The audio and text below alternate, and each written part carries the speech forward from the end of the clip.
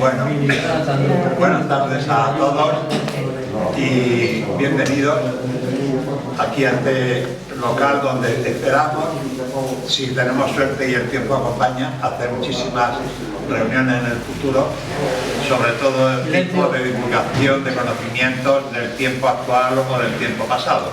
Ahora nos toca hablar sobre cómo fue la educación en la República y bueno, de eso se va a encargar Carlos Díez, y José Luis es el presidente de la asociación participando y está aquí también con nosotros, y bueno, y yo soy también vicepresidente.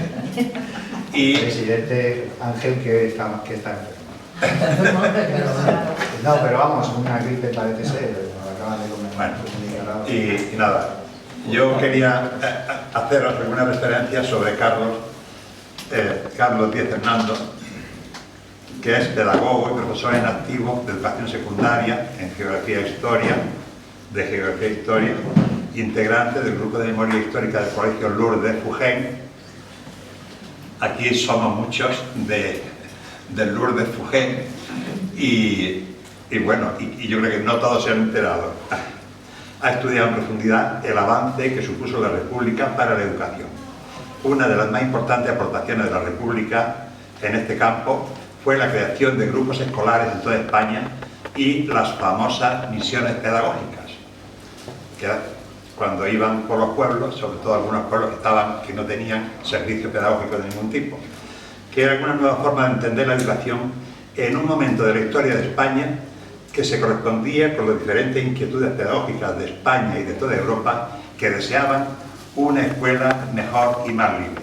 Para que nos situemos un poquito en el contexto, fijaros que muchas de las enseñanzas que había era alguna pública, muy poca, y la mayoría era enseñanza pues, privada. Recordemos a la institución libre de enseñanza o las ideas de la escuela moderna que tanto proliferaron y que tuvieron una importancia inmensa en la incorporación de niños y niñas de la escuela a la escuela en condiciones de igualdad y siguiendo el ejemplo de las escuelas libres que se diferenciaban de la escuela aconfesional, de la escuela confesional, esta era confesional, como era, y era aconfesional como la Constitución donde prevalecía lo constitucional. Hay que tener en cuenta que la infancia española y la mayoría de los adultos era totalmente analfabeta. Se hacía imprescindible dotar de conocimientos a jóvenes y mayores, se hacía imprescindible para la República, para el desempeño de una futura vida mejor, tan necesaria en estos tiempos, porque la infancia estaba desescolarizada y rondada por las calles sin oficio ni beneficio. Casi al final de la Guerra Civil, la República mandó al maestro Ricardo Esparza que acompañara a Francia a un grupo de niños y niñas, hijos de republicanos. Carlos, desde su colegio, ha llevado este año a un grupo de niños y niñas del Colegio Lourdes a hacer el mismo viaje a Francia que aquellos niños republicanos, siguiendo los pasos de la ruta que siguió el propio Esparza. Como, bueno, también ha ido con niños y niñas. Realiza también, Carlos, otras actividades pedagógicas en España y fuera de ella, colaborando con la Asociación Tiruche en Bolivia. Carlos ha llevado a cabo una investigación y estudio minucioso de los grupos escolares que se crearon en Madrid y de algunas de aquellas misiones pedagógicas. Al hilo de estos trabajos ha ido dándose a conocer en paseos republicanos a grupos de profesores y otras personas interesadas que libremente se han sentido atraídos por sus trabajos. Hay alguna ruta o paseo republicano que coincide con nuestro barrio, el Paseo de Extremadura, porque yo he estado con él en otra por el centro también de Madrid. Hay alguna ruta que coincide con nuestro barrio, el Paseo de Extremadura, Puerta del Ángel, por ser en aquella época una de las zonas de Extremadura de Madrid donde la República hizo varios grupos escolares.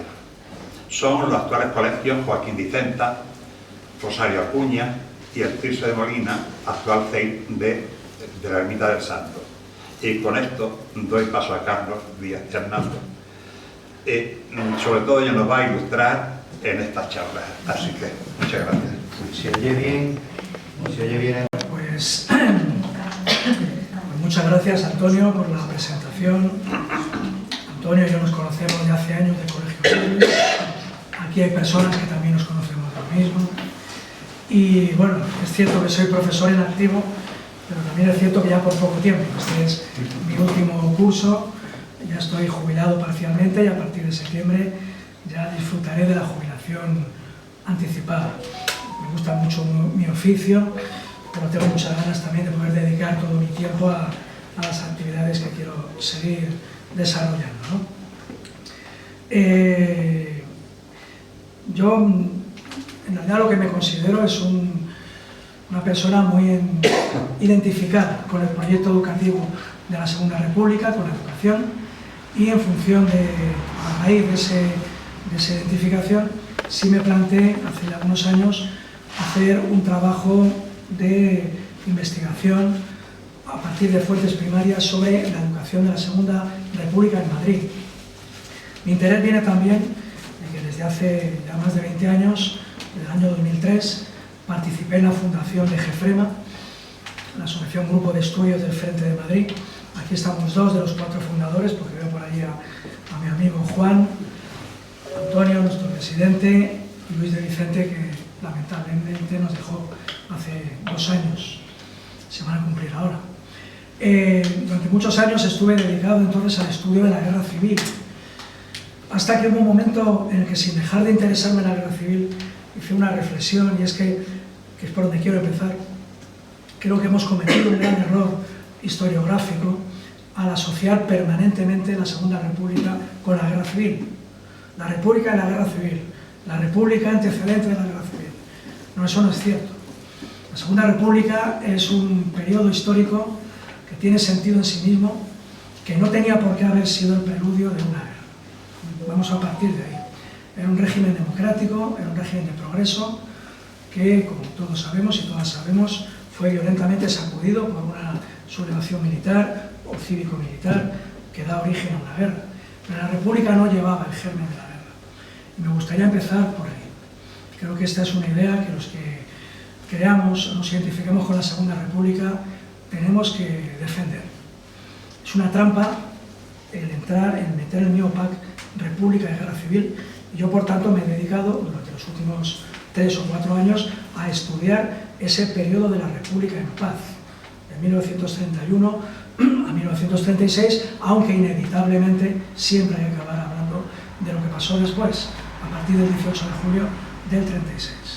Y lo hago desde la admiración y desde la emoción, diría, hacia el compromiso de aquellas personas que dieron a luz ese régimen y ese proyecto, esa realidad de ilusión que fue la Segunda República. Bien, pues desde ahí ese es un poco mi planteamiento, ¿no? Bueno, voy a comenzar leyendo el artículo 48 de la Constitución Española de 1931. El servicio de la cultura es atribución esencial del Estado y lo prestará mediante instituciones educativas enlazadas por el sistema de la escuela unificada. La enseñanza primaria será gratuita y obligatoria. Los maestros, profesores y catedráticos de la enseñanza oficial son funcionarios públicos. La libertad de cátedra queda reconocida y garantizada. La República legislará en el sentido de facilitar a los españoles económicamente necesitados el acceso a todos los grados de enseñanza, a fin de que no se halle condicionado más que por la aptitud y la vocación. La enseñanza será laica, hará del trabajo el eje de su actividad metodológica y se inspirará en ideales de solidaridad humana. Se reconoce a las iglesias el derecho, sujeto a inspección del Estado, de enseñar sus respectivas doctrinas en sus propios establecimientos. En realidad esta charla podía terminar aquí, con la lectura del artículo 48 de la Constitución Española de 1931. Quizá alguien esté diciendo, ¿y este hombre por qué dice la Constitución Española y no dice la Constitución Republicana?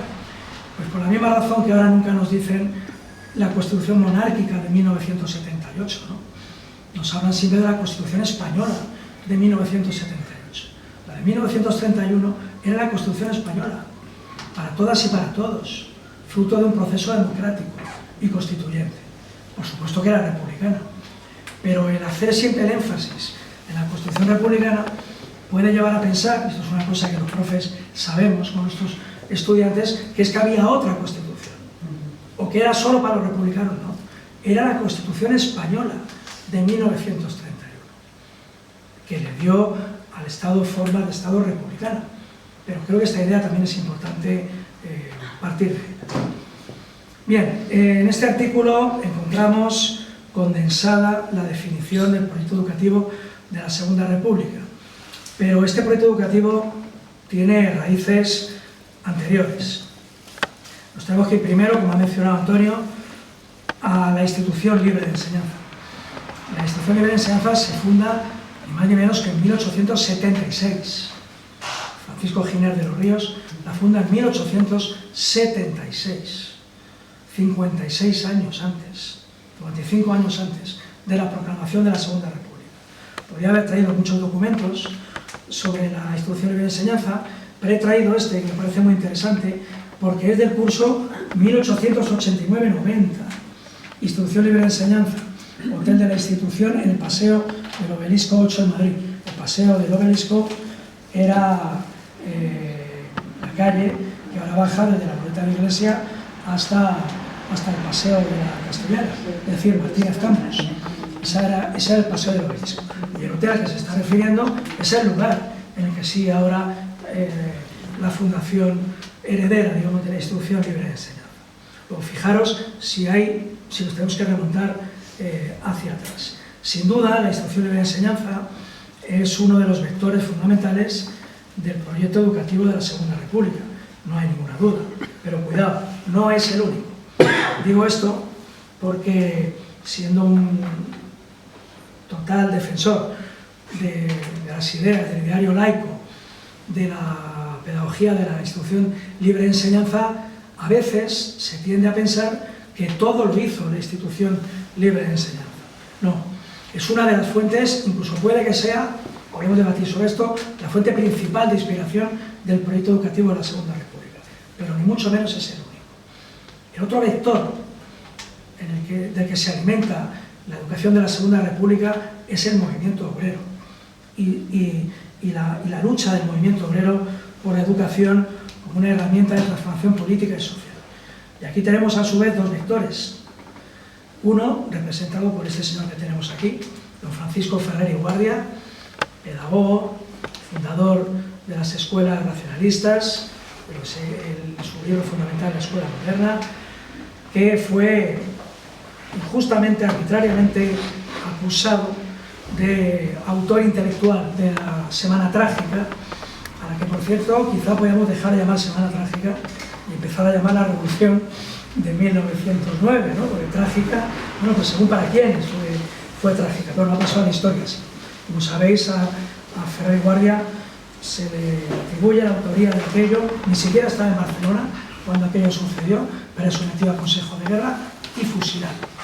Y ese movimiento libertario, ese movimiento de las escuelas libertarias y de los ateneos racionalistas es otra de las fuentes del proyecto educativo republicano, aunque hay que decir que efectivamente el movimiento libertario no es partidario de una educación estatal, pero hay que tener en cuenta también ese vector a la hora de entender esa explosión de la educación emancipadora durante la Segunda República. Dentro del movimiento obrero, bueno, este movimiento da lugar a las escuelas laicas. Fijaros este documento tan curioso, ¿no? Del año 1910, ¿no? Donde habla de las escuelas laicas en homenaje precisamente a Ferrer y Guardia. Es decir, la República no inventa la educación laica, ya existía, ya había experiencias, y muchas más de las que podemos pensar, de educación laica funcionando en diferentes lugares de España, y en Madrid también. Hay escuelas laicas, había una asociación de maestros laicos y de escuelas laicas que está funcionando en la década de los 10 y en la década de los 20, en el periodo inmediatamente anterior a la Segunda República. Y finalmente tenemos que llegar a la Unión General de Trabajadores. Esta es la foto de la sede original de la Casa del Pueblo en la calle Piamonte. Si alguna vez vais por allí, veréis que ahora hay un taller de motos. Hay una placa que recuerda, aquí estuvo la Casa del Pueblo. Me parece bastante, muy triste que haya solamente ese recuerdo, ¿no?, de lo que fue la Casa del Pueblo, en la calle Piamonte.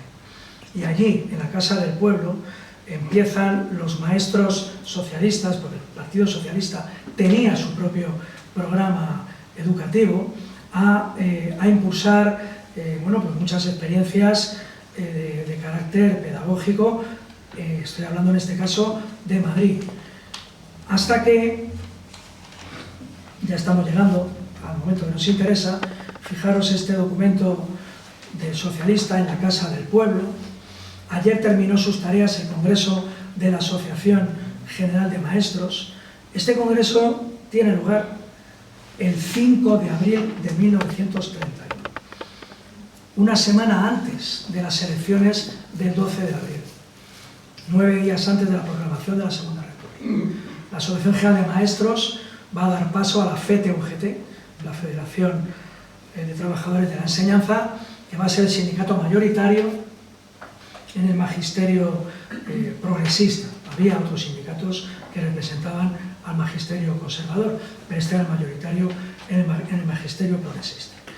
Es decir, la primera idea que os quiero plantear es que la Segunda República lo que va a hacer es hacer suyas líneas, experiencias que ya venían funcionando y darle carácter, y esa es la gran contribución de la Segunda República, darle carácter de pedagogía del Estado. Es decir, esas experiencias pedagógicas que se venían desarrollando, la Segunda República las asume y les da rango constitucional. Este artículo, por el que he empezado, el artículo 48, recoge todo esto. La educación laica, la educación exclusiva, o sea, como función exclusiva del Estado, la educación gratuita, la educación obligatoria, el trabajo como eje metodológico. Esa es una idea que viene de la institución libre de enseñanza y de la pedagogía de Giner de los Ríos y de Cosío y de muchos otros pedagogos de la Segunda República. Por supuesto que va a ser el instrumento que va a permitir que todo este acervo que ya se venía desarrollando definitivamente se impulse con carácter público y con carácter estatal. Y hay otro artículo, el artículo 26 de la Constitución Española de 1931, al que haré mención después, que completa el artículo 48 dejando claro que las congregaciones religiosas, como luego veremos, no pueden impartir enseñanzas.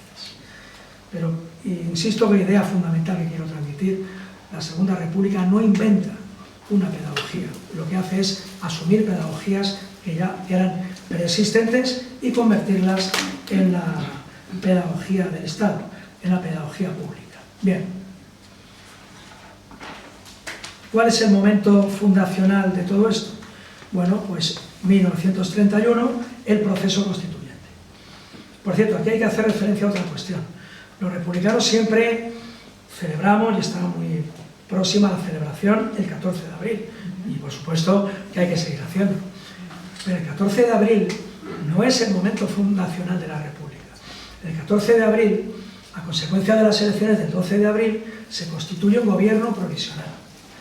Ese gobierno provisional va a anunciar un proceso constituyente y va a anunciar que habrá elecciones generales constituyentes, que las hubo en junio del 31, 3 meses después. A esas elecciones concurrieron los partidos monárquicos. Como tampoco es cierto que Alfonso XIII abdicara. Alfonso XIII nunca abdicó. Alfonso XIII se marchó a Italia, pero anunció que no renunciaba a sus derechos y que volvería cuando el pueblo español saliera del error que había cometido en las elecciones del 12 de abril. Hay una carta, un documento, Carta a los Españoles, publicada en la prensa el día 17 de abril, que todos lo podéis encontrar y leer, donde echa auténtica regañina al pueblo español por haberse equivocado el 12 de abril. No abdicó. Hubo elecciones en junio del 31. Los partidos monárquicos se presentaron a esas elecciones. La única crítica democrática que se le puede hacer a esas elecciones es la misma que se le tiene que hacer a cualquier elección que hubiera en aquel momento en Europa, y era que no había sufragio universal porque el 50% de la población no votaba, porque no votaban las mujeres. Pero eso invalidaría cualquier elección que hubiera en aquellos años en Europa. Son elecciones limpias, democráticas. Se presentan los partidos monárquicos. Y resulta que los partidos republicanos socialistas, los que fundaron la conjunción republicana socialista en abril, no solamente renuevan la mayoría, es que la amplían. La legitimidad democrática de la Segunda República viene de las elecciones de junio. Y yo desde ahora animo y me comprometo a participar a que en junio se haga un acto de conmemoración de esas elecciones.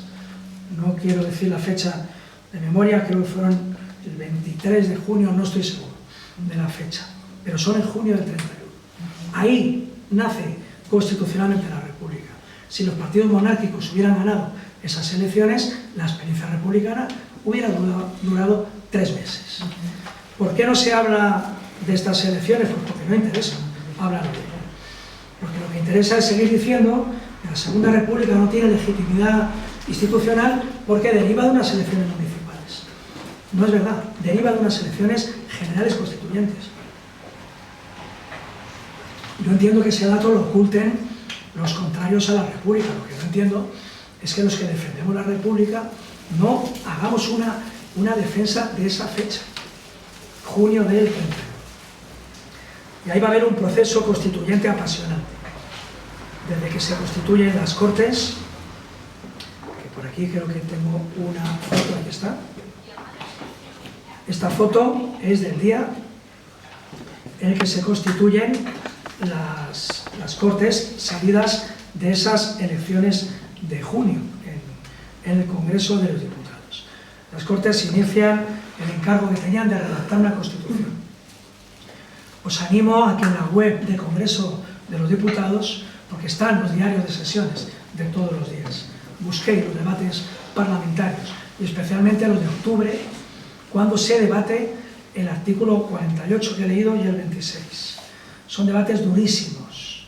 Son debates que incluso provocan la dimisión incluso del presidente del gobierno provisional, de don Niceto Alcalá Zamora, que era católico, y dimite porque no quiere asumir la definición laica de la educación. Y ahí es donde se va fraguando este diseño que hemos leído antes, y finalmente, después de los debates de octubre, queda aprobada la redacción del artículo que antes os he leído. Hasta que finalmente, el 9 de diciembre de 1931, todos estos señores que aparecen aquí relacionados votaron a favor del proyecto de Constitución, y don Julián Besteiro, presidente de las Cortes, pronunció un discurso también memorable, muy emocionante, congratulándose de que esa Constitución ha quedado aprobada. 9 de diciembre de 1931. ¿Qué va a suceder después? Bueno, aquí tenemos a un personaje clave, que seguro que conoceréis, don Rodolfo Llopis. Rodolfo Llopis, maestro alicantino, había sido uno de los fundadores de la CTUGT y de la Asociación General de Maestros.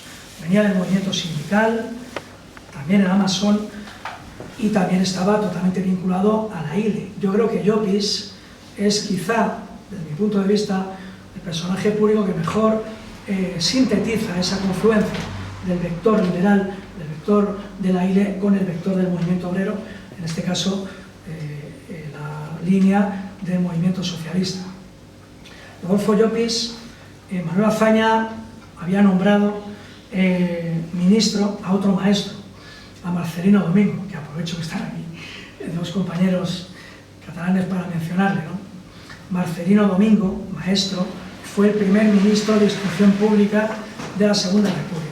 Y Marcelino Domingo le pide a Rodolfo Llopis que se haga cargo de la Dirección General de Enseñanzas Primarias. Llopis va a ser el personaje clave de la reforma educativa de la Segunda República.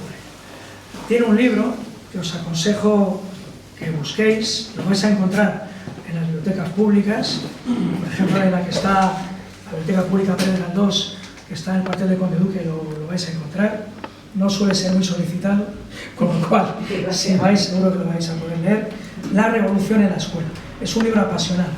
Es un libro que escribe Llopis cuando en el 33 tiene que dimitir de su cargo de director general de enseñanza primaria, pero tiene que dimitir porque la ley de incompatibilidades de la República lo obliga a elegir entre ser diputado o seguir siendo director general, y opta por ser diputado, no por otra razón. Este libro es interesantísimo porque es la narración en vivo de alguien que durante 2 años ha sido el principal impulsor de esa reforma, de la reforma que se va a desarrollar durante el bienio progresista o el bienio reformista. ¿Qué elemento va a incluir esa reforma? Hay un elemento fundamental, que es el plan profesional, que significa una reforma total de la formación del magisterio. El plan del 31, conocido como plan del 31, como plan profesional o como plan Llopis también, que reforma las enseñanzas del magisterio. Tened en cuenta que las escuelas normales que había en España eran segregadas. En cada capital de provincia había 2 escuelas, una para maestros y otra para maestras. En Madrid también. Llopis, una de las medidas que toma es que esto ya deje de ser así y que todas las escuelas de formación del magisterio sean mixtas. Para acceder a las escuelas normales se accedía desde los estudios primarios. No era necesario siquiera tener bachillerato.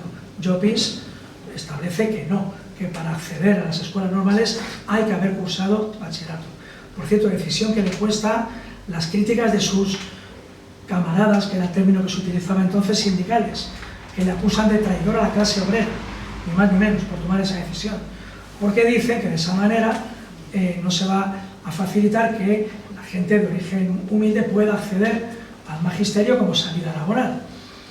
Llopis mantiene su idea y la defiende, y al mismo tiempo establece un programa económico, de ayudas, de becas, para que en el medio rural, sobre todo, las y los jóvenes puedan acceder al bachillerato para luego acceder a las escuelas normales.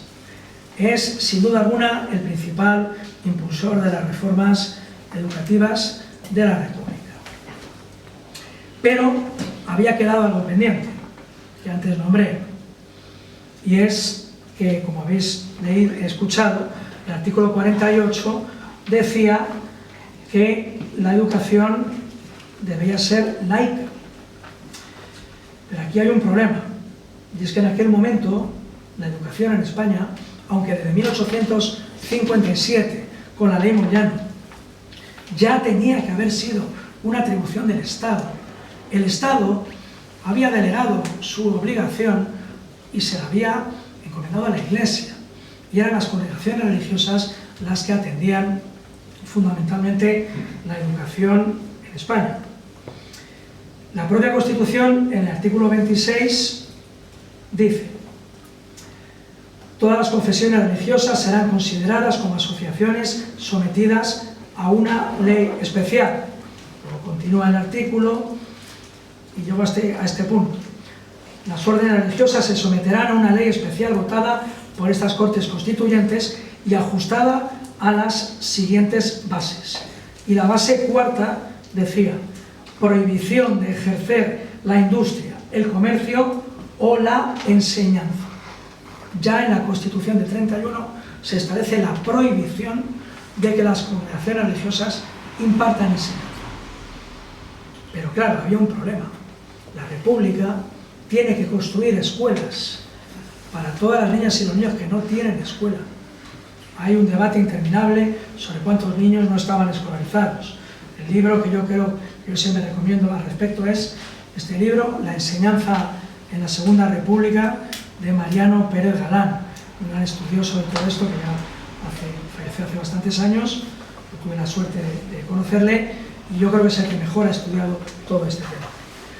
Pero la cifra es escalofriante. Se habla de que se necesitaban 27.000 escuelas en España para escolarizar a los niños y niñas que no tenían escuela.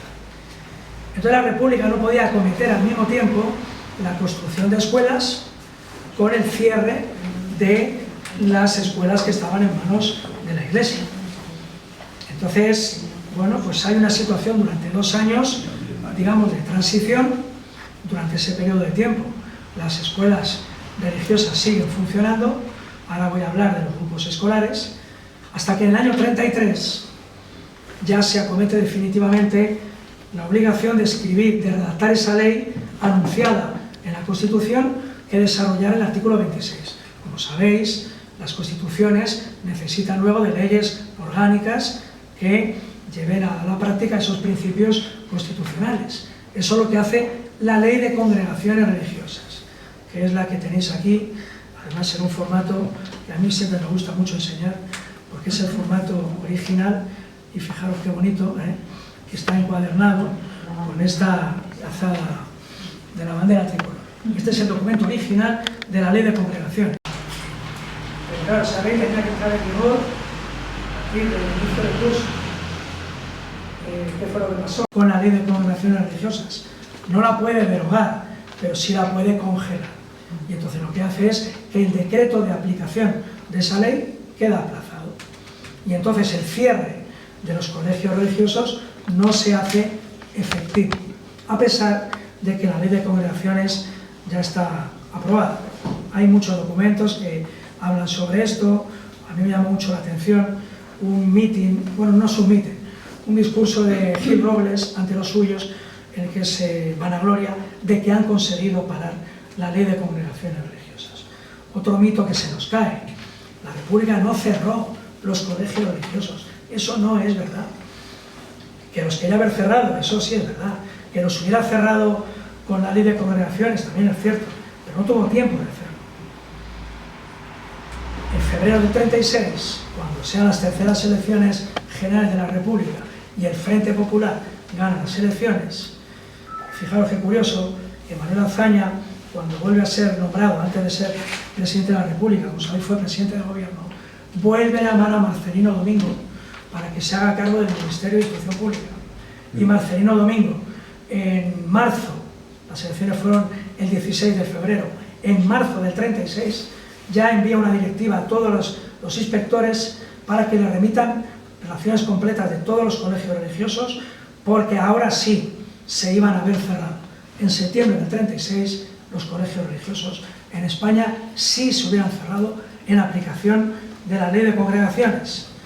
Yo que a veces estoy más convencido de que uno de los factores decisivos de la conspiración, porque hay que empezar a hablar, porque cuando hablamos del golpe de Estado, vamos a ver, el golpe de Estado nos lleva una idea de 4 militares, no fue así. Es una conspiración que empieza el 16 de febrero del 36. Ese mismo día, un grupo de militares presionan al presidente Portela Valladares para que no reconozca el resultado electoral. Portela Valladares hay que reconocerle el mérito de que no cedió a esa presión. Pero ya empieza la conspiración. El 8 de marzo hay una reunión en Madrid en la que ya están todos los militares que luego, los generales principales de la conspiración y los que la van a financiar. En ese proceso de conspiración, la Iglesia Católica juega un papel fundamental, porque sabía que el nuevo gobierno, el gobierno del Frente Popular, sí iba a llevar adelante aquellas reformas que se desarrollaron en el periodo del bienio progresista y que quedaron paralizadas en el bienio negro. Bien, y ahora ya nos vamos a ir a Madrid, los grupos escolares de Madrid. Aquí tenemos un personaje fundamental, Andrés Saborit. Andrés Saborit, digamos, es el personaje más importante del socialismo madrileño, no en la República, sino desde antes. Era concejal socialista desde los años 20, desde la minoría socialista del ayuntamiento. Saborit y sus compañeros consiguieron ya que en 1922 se aprobara el primer plan de construcción de grupos escolares en Madrid, que dio lugar a 6 grupos escolares. ¿Qué es lo que pasa? Que esos grupos del 22 se aprueban el 22 y no se inauguran hasta el 29 o el 30. Uno de ellos, por ejemplo, es el Jaime Vera, que está en Bravo Murillo. Otro es el Concepción Arenal, que está en Marqués de Vadillo. Esos son anteriores a la República. Saborit fue a quien le tenemos que agradecer esa lucha continuada por la escolarización en Madrid, en el periodo monárquico. Cuando se proclama la República, Andrés Saborit es concejal en el Ayuntamiento de Madrid, es teniente de alcalde, del Distrito de Latina. Podía haber sido perfectamente el alcalde de Madrid, pero finalmente se optó por Pedro Rico, de quien prefiero no hablar mucho. Pero Andrés Saborit es, junto a Llopis, esta pareja, Llopis Saborit, son los artífices de lo que ahora os voy a contar, que es el desarrollo de los grupos escolares en Madrid.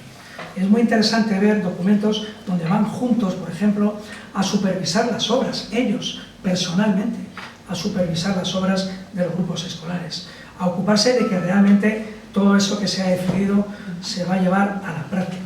¿Llopis estaba significado? Llopis era socialista, Llopis era de la UGT, Llopis es un dirigente socialista de primera línea, ¿no? Llopis va a ser después, durante muchos años, el secretario general del Partido Socialista en el exilio, será el que se ha desplazado por el grupo de Sevilla en Suresnes en 1974 y se presentará todavía a las elecciones del 77 por el Partido Socialista -H, el Partido Socialista histórico, en la candidatura al Senado, pero no salió elegido. Fíjate si tiene trayectoria. Bien, Saborit emprende entonces una tarea que es la de la escolarización, llevar a cabo la escolarización de los niños que no tienen escuela en Madrid. En el documento anterior aparecía aquí, además de la foto, esta revista, por cierto, Tiempos Nuevos, está digitalizada, la podéis encontrar fácilmente y es interesantísima. La dirigía él, era una revista quincenal, es una revista con muchísima información. Como fuente primaria, yo creo que es de las más interesantes que podéis encontrar. Aquí os he traído, de los muchísimos datos que os podía haber presentado, una tablita, aquí la tenéis, donde vienen los datos de escolarización en el distrito de la Latina. Aquí veréis, es del 36, o sea, ya con la República, después de los 5 años de República, a pesar del esfuerzo que había hecho la República, en el distrito de la Latina había 5.308 niñas y niños que no recibían enseñanza, sobre una población escolar total de 18.624. Es decir, estamos hablando de aproximadamente un tercio, entre un 25 y un 30% de la población escolar de este distrito, con 5 años, después de 5 años de República, todavía no tenía escuela. Esta es la situación que la República tuvo que afrontar. ¿Y cuál fue el instrumento para tratar de paliar esa desescolarización? Los grupos escolares. ¿Qué es un grupo escolar? Tampoco es un invento de la República. El grupo escolar es la evolución de las escuelas unitarias. Una escuela unitaria era 50 niñas y niños con una maestra o con un maestro. Eso era una escuela unitaria. Maestro o maestra a cargo de 50 niños. A eso administrativamente se la llamaba escuela. Cuando había 6 escuelas, porque se había logrado escolarizar a los 6 grados de la educación primaria, que era de los 6 a los 12 años, entonces a esas 6 escuelas se le llamaba grupo escolar. Y cuando era grupo escolar se le daba dirección, un director o una directora. El cambio de escuela unitaria a grupo escolar va a ser la principal reforma del primer tercio del siglo XX. Los grupos escolares más antiguos en Madrid son de 1903. Por ejemplo, el colegio que está en la calle Bailén es uno de esos grupos escolares. El que está en la calle Fuenterrabía, que es ahora el Isidoro, es el Isidoro, que fue el grupo escolar primero Alfonso XIII y luego Montesino, o el grupo que está en la calle Vallehermoso, son los 3 más antiguos. Luego vienen los del 22. Cuando llega la República hay esos grupos escolares. Para que nos hagamos una idea del esfuerzo que hace la República. La monarquía, del 22 al 29, construye 6 grupos escolares. La República en 2 años va a aprobar, licitar, construir e inaugurar 18 grupos escolares. El triple en la tercera parte del tiempo. Pero además en un contexto de crisis económica. Crack del 29. La República asume esa tarea en el peor momento desde el punto de vista económico.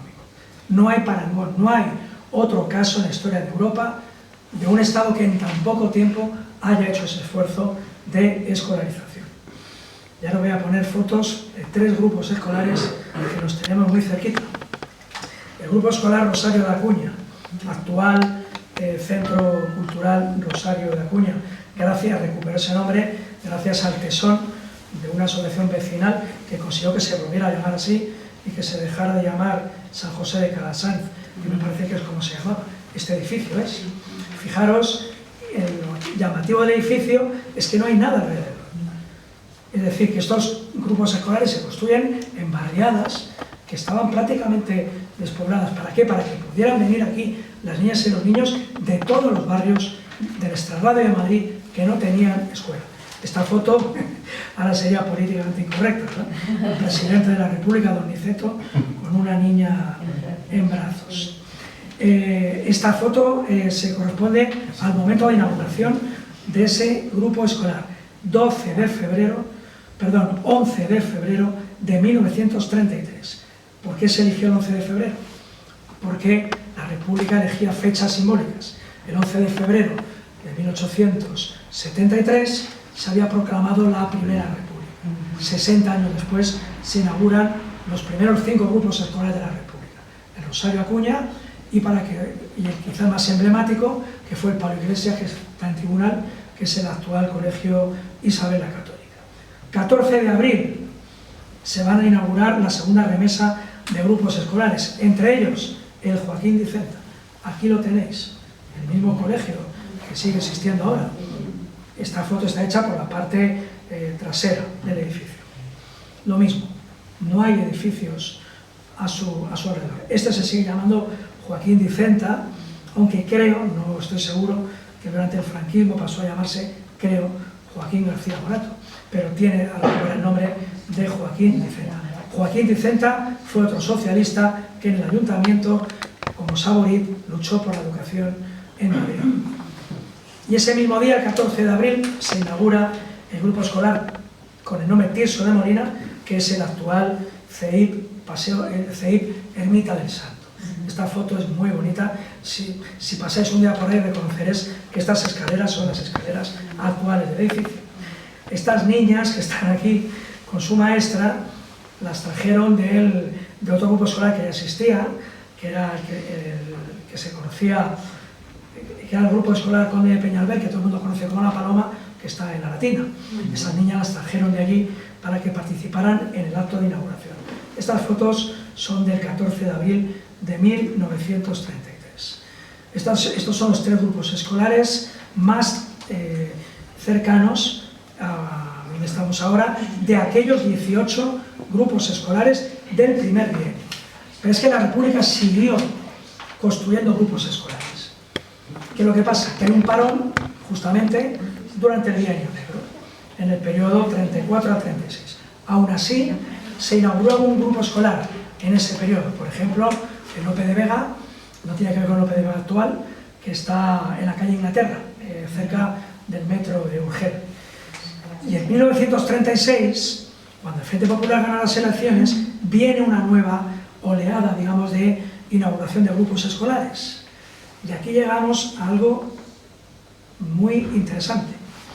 El mismo día, esta foto es de la tribuna, el desfile, el ejército, el 5º aniversario de la República, 14 de abril de 1936, y ese mismo día se inauguran más grupos escolares. Bueno, pues fijaros que aquí se dice, en la crónica va narrando y tal, y dice: en el grupo escolar se encontraban ya el alcalde y los señores Saborit, Muiñoa, Araúz, y bueno, y más nombres, ¿no? Desde aquel grupo se trasladaron al de Pedro Atienza, situado en la calle del Dante, y que solo tiene 2 grandes aulas. Este grupo escolar, que se inaugura con el nombre de Pedro Atienza, que Pedro Atienza era un ciudadano de Carabanchel, que donó al Ayuntamiento de Madrid suelo para que construyera un grupo escolar muy modesto. Ese grupo escolar que se llega a inaugurar ese día, os voy a enseñar, porque a mí siempre me gusta trabajar con fuentes primarias los planos de ese grupo escolar que se llegó a inaugurar. Estaba justo en lo que es la Puerta del Término, ¿no? Lo que se llamaba la Puerta del Término, en la calle Dante, también conocida como Puerta del Dante. Aquí tenéis los planos. ¿Dónde está situada? No, pero es que ahora voy a contar la situación actual. Julio del 33, aquí tenéis el alzado, aquí tenéis la firma de don Bernardo Giner de los Ríos, sobrino de Francisco Giner de los Ríos y arquitecto municipal. No hay ninguna duda de que se llega a inaugurar ese grupo escolar, abril del 36. Pero claro, septiembre del 36 empieza el curso escolar, pero empezó la guerra. El 13 de noviembre del 36, los sublevados, los franquistas, el ejército que ha entrado en la casa de campo, el día 6 de noviembre, el 13 de noviembre han llegado, justamente ahí. Si vamos ahora ahí, ¿qué encontramos?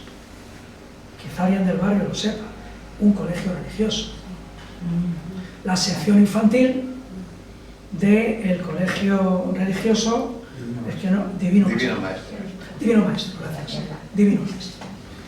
Yo me puse a investigar y entonces encontré que este grupo escolar, que probablemente no llegó a entrar en funcionamiento,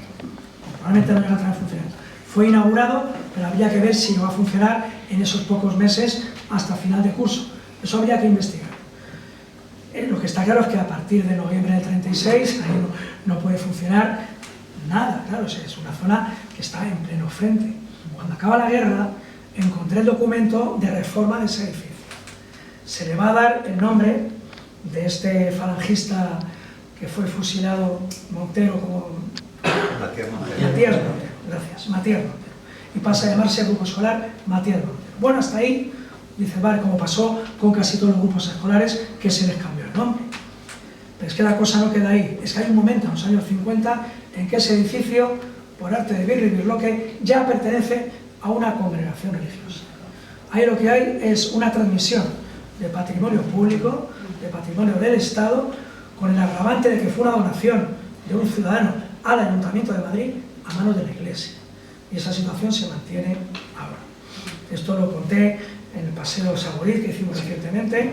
Ese día nos acompañaba un concejal socialista actual y le dije, a ver si podéis hacer algo, a ver si podéis investigar qué ha pasado, cómo este grupo escolar que era del Estado ha pasado a otras manos, no sabemos con qué legalidad. Bien, he hecho un recorrido muy rápido, me he excedido en el tiempo que quería hablar, pero he intentado transmitiros cómo esta reforma educativa no se quedó en los papeles, no se quedó en las leyes, pasó a ser realidad gracias a los grupos escolares.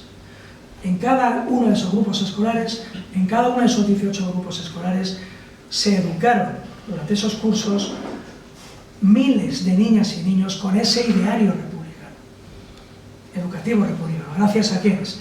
Gracias a sus maestras y a sus maestros. Por eso es correcto hablar, cuando se habla de la República, como la República de los maestros. Entonces, no estamos hablando de una entelequia, no estamos hablando de un proyecto, no, estamos hablando de una realidad que se materializó en esos grupos escolares. Por eso la gran tragedia del 36, ese proyecto educativo que ya existía, que se estaba desarrollando, era de una pujanza asombrosa. Metodológicamente, la pedagogía en España se pone a la cabeza de Europa.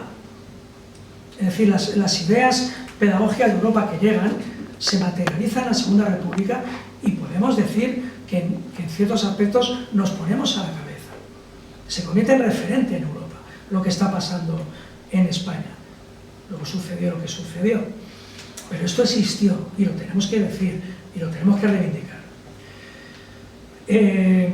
Quiero terminar, si me permitís, haciendo una pequeña publicidad, haciendo alusión a una obra de teatro que venimos representando desde hace años, desde hace un año, un grupo de personas, aquí nos veis, entusiastas de la escuela republicana, una obra de teatro que se titula La Escuela Perdida, que la seguimos representando en la Sala Tarambana, en Carabanchel, por cierto, con llenos en todas las funciones. En el mes de mayo hay 3 funciones más, los días 1, 8, y 15 de mayo. Y si nos lo ofrecen, continuaremos representando esta obra, que es un homenaje a la escuela republicana. Y también quiero hacer mención a un acto que va a tener lugar el lunes 7 de abril, en el Ateneo de Madrid, en la sección republicana del Ateneo, que es la presentación de una campaña que tiene algo que ver con la educación republicana, porque es una campaña de apostasía colectiva en homenaje a Matilde Landa, una mujer que, por defender su derecho a no ser bautizada, el día 26 de septiembre de 1942, para evitar su bautismo, se arrojó por la galería de la cárcel de Palma de Mallorca, con la mala suerte de que no muere en el acto, y en los 40 minutos que duró su agonía fue bautizada in articulo mortis. Un grupo de ciudadanas y ciudadanos hemos impulsado esta campaña de apostasía colectiva que vamos a presentar el lunes, con la colaboración de Europa Laica y de otras, y un dramaturgo, Agustín Iglesias, autor de una obra de teatro que se titula Matilde Landa no está en los cielos. Acabo con esto porque Matilde Landa también participó en este proyecto de la Segunda República en Madrid, y porque compartió cárcel en la cárcel de Ventas con maestras republicanas como María Sánchez Arbós, que fue directora del grupo escolar Giner de los Ríos en el distrito de Chamberí, en Franco Rodríguez, o como la maestra Justa Freire, a la que imagino que conoceréis, porque hay una plataforma que llevamos años luchando para que se restituya su nombre a una calle no muy lejana de aquí. Por eso me he permitido terminar con el anuncio de este acto, y con esto pues ya termino.